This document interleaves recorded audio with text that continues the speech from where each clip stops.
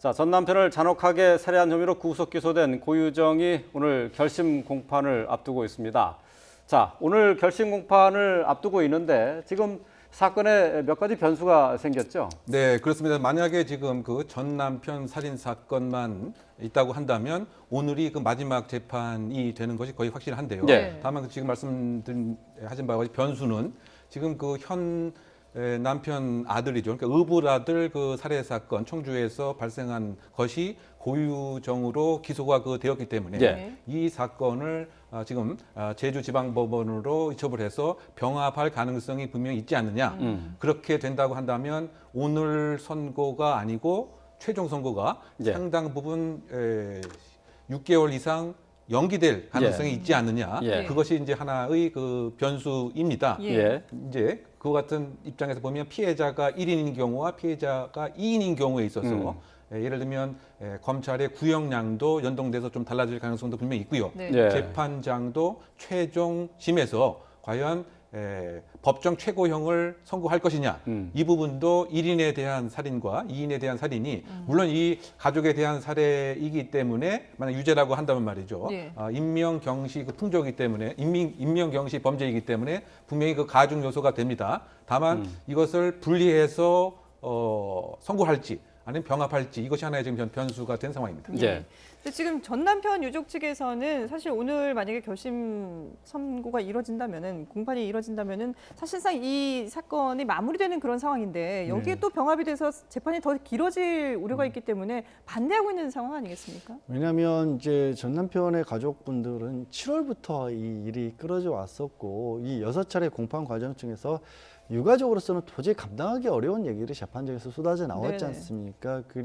그런 점에서 특히 이제 전 남편의 어떤 한이라고 해야 될까요? 이 부분에 대한 죄에 대한 응당한 대가가 물론 1심이라고는 하지만 예. 좀 법정에서 공식적으로 선고가 되기를 무엇보다 이제 피해자 가족들은 바라고 있는 상황이죠. 그런데 말씀하신 것처럼 이제 검찰 측에서 봤었을 때는 범죄 수법이라든가 수면 유도제 같은 것이 사용됐다든가 아니면 동기에 있어서 가족 관계에 관한 불만이 동기가 좀 됐다라는 부분들이 현재 검찰이 보고 있는 의붓아들에 대한 어떤 사건과도 좀 겹치는 부분이 있기 때문에 네. 그렇다라고 한다면 재판부가 지금 현재 고유정에 대한 이해도가 훨씬 높을 거 아니겠습니까? 그동안 심리를 해오면서 그래서 기왕이면 같은 재판부에서 한꺼번에 재판을 해달라라고 하고 있는 건데 그러면 이제 거의 3-4개월 최소한 3-4개월 더 미뤄지지 않습니까? 네. 그런 측면에서 이제 가족분들은 빨리 결론을 우리 거라도 내달라라는 호소를 좀 하고 있는 상황이죠. 네. 그 재판 병합을 검찰에서는 요청을 했는데 재판부에서는 아직 답을 주지 않았거든요. 오늘 결심 공판에서 거기에 대한 답도 주나요? 그럴 것으로 보입니다. 왜냐하면 이제 병합을 한다고 한다라면 오늘 결심을 하지 않을 가능성이 높거든요. 네. 병합을 하면 원래는 물론 구형 단계에서도 가능하긴 하겠습니다만은 원래는 오늘 해서 선고기일을 지정을 합니다. 네. 근데 선고기일을 지정을 하지 않고 이 사건을 병합해서 미루겠다라고 오늘 얘기를 하실 수가 있는 거겠죠. 아, 그렇군요. 만약에 병합을 하지 않는다면 대개는 3주 정도 한 달 정도 뒤에 이 선고를 하기 때문에 예. 오늘 거기서 결론이 나겠죠. 예. 자, 6차례에 걸쳐서 공판을 진행해 왔는데요. 고유정 측과 피해자 측 주장은 팽팽히 맞서왔습니다. 자, 양측의 주장 잠시 듣고 오겠습니다. 유족들의 도움으로 그다음에 수사기관의 도움으로 여러 가지 객관적인 증거들이 그래도 확보될 수 있었고 검찰의 나머지 서증, 영상, 증거조사 과정에서 많이 나타났습니다.